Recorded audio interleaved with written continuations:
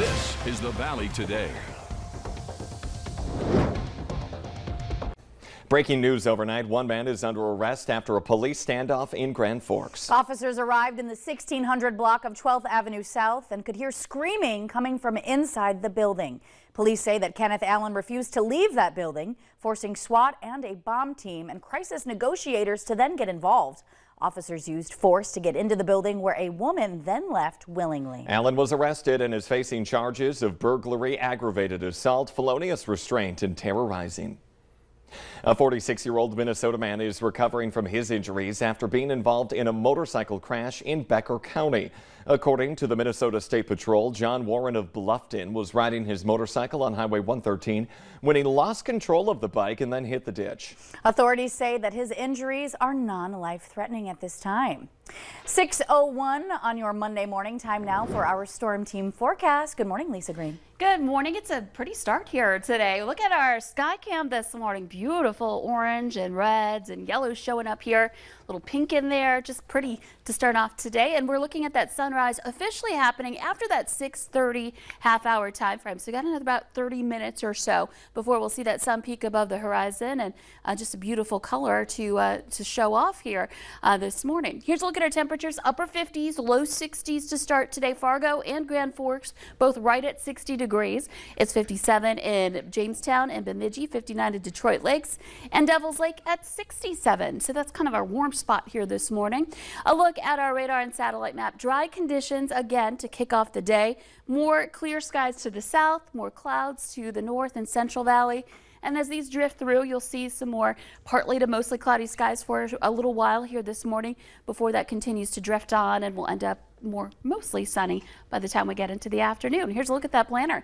Expect to see temperatures on the rise. It's going to be a warm day, kind of a continuation of what was a beautiful weekend. We'll end up in that low to mid 80-degree range for your highs this afternoon. And again, more sunshine coming up for the afternoon hours too. Wind out of the south, 5 to 15 miles per hour, and that'll be about it. So a light wind, just a really pretty end of summer day here for a lot of students, as we mentioned. And we do want to talk about how we're looking as far as seeing rain chances returning this week as we are heading back to school.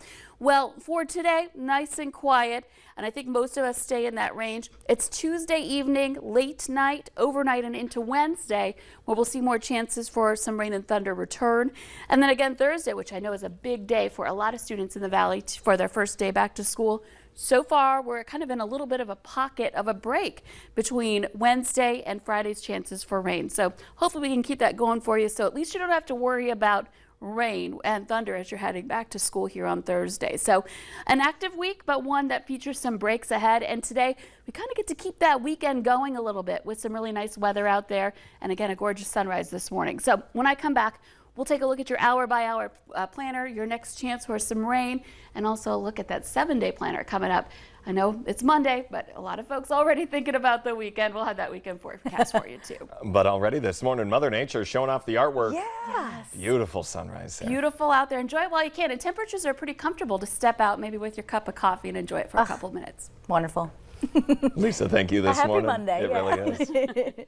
Well, as students prepare to head off or return back to college throughout the nation, bars are on high alert for fake IDs. If you're wondering how common fake IDs are, 32% of college students under the age of 21 admitted to having one. According to IDscan.net, 51% of college students under 21 reported it was easy for them to get alcohol. And then of that percentage, 18% admitted that alcohol was bought using that fake. In North Dakota, having a fake is a Class B misdemeanor and can carry up to 30 days in jail and a $1,000 fine. Even like the plastic on top is sometimes not real. You're putting everybody's jobs on the line. You know, you're putting their careers at risk here.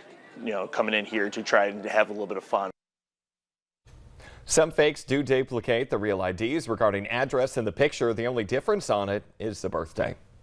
And as students head back to school, the North Dakota Department of Transportation wants them to keep safety front and center. The DOT is supplementing students' education by placing impaired driving simulators in the schools. The DOT says 35% of fatalities in North Dakota involve alcohol. They've created an interactive vehicle named Sydney. It stands for Simulate Impaired Driving Experience to show the effects driving impaired can have. While participating, a driver and a passenger will experience and feel delayed steering, braking, and acceleration similar to what would happen with an impaired driver. A family that was having some car troubles got help from the North Dakota Highway Patrol and the Stutzman County Sheriff's Office. The act of kindness was caught on social media by the NDHP. They say that a family was going on I-94 when they blew a tire.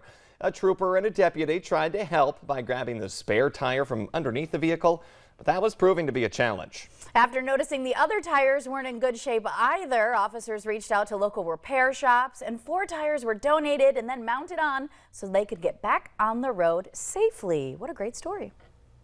Teams from Jamestown and Valley City made their way to West Fargo to participate in a Special Olympics competition. Organizers say the pandemic has impacted their competitions for the past 2 years, so they're really grateful for its return. With the pandemic over the last couple of years, things have been really limited. So it's fun to get back to everybody coming over together and having competition. Preparations are underway as the teams are set to head to the state competition. Wrapping up the pool season. I know, sad news for some folks, but it's in a good way. Hundreds of people showed up to the Island Park pool for the final day. It is going to be closed for a while, though, but that's because the Fargo Park District will be renovating it. Yeah, this is exciting. Valley News Team's Aaron Walling has more on what's expected for that pool's revitalization. Summer is almost over as the Island Park pool closes its doors this weekend. It's a fun place to hang out. You know, you spend a couple bucks and cool off and get a tan. Yeah, I like this place a lot.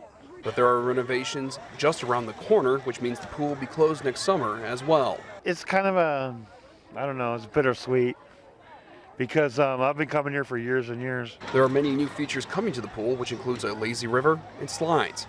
Dave Leaker, the executive director of the Fargo Parks District, says this will be the 3rd edition of the pool at the park, with construction set for March. I think it's just going to add another chapter. It's been really cool to be part of Island Park. It's kind of on the edge of downtown, and while it's a neighborhood park to the people in the community here, it's also a community park for, you know, all the residents of Fargo and the surrounding area. The Island Park pool has been a staple in the Fargo-Moorhead area for many generations, and some say it will be bittersweet to say goodbye for the time being, but they're willing to wait just to enjoy what's new to come. I think it'll bring a lot of life back to the area. People love the pool, so it'll be nice to see everyone happy again here. In Fargo, Aaron Walling, Valley News Live. Well, it looks like it was a fun summer at Island Park. The new Island Park pool is expected to reopen in 2024. The FDA is giving Novavax's COVID-19 vaccine emergency use authorization for use in adolescents.